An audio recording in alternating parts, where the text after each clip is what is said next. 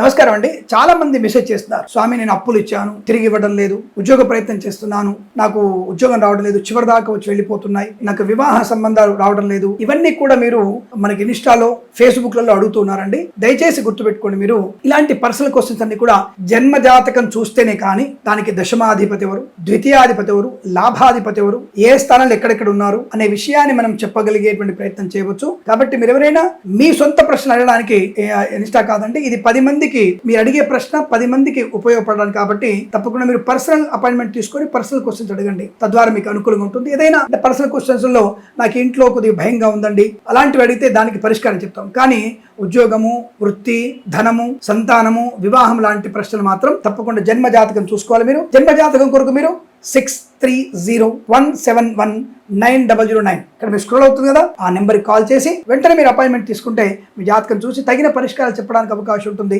శుభమస్తు. నమస్కారం.